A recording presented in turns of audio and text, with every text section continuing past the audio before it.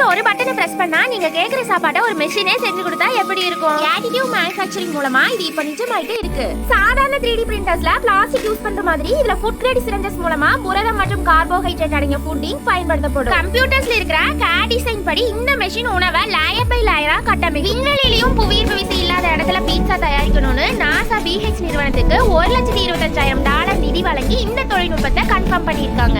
இஸ்ரேலை சேர்ந்த இந்த இண்டஸ்ட்ரி தாவர செல்களை பயன்படுத்தி 3D பயோ பிரிண்டிங் முறையில அசல் இறைச்சியின் திசுக்களை அப்படியே உருவாக்கி இப்ப ஐரோப்பிய சந்தையில விற்பனையும் செய்யுது. இதுதான் ஸ்பெயின் நாட்டின் நேச்சுரல்ஸ் மெஷின்ஸ் நிறுவனத்தால் சந்தைக்கு கொண்டு வரப்பட்ட முதல் business related 3D food printer. இனிமேல் சமையல் அறையில அடுப்புக்கு பதிலா பர்சனலைஸ்டு நியூட்ரிஷனுக்காக இந்த மெஷின்கள் இருக்கும். அதாவது உங்க உடம்புக்கு தேவையான கலோரியை நீங்களே செட் பண்ணி பிரிண்ட் பண்ணிக்கலாம். இந்த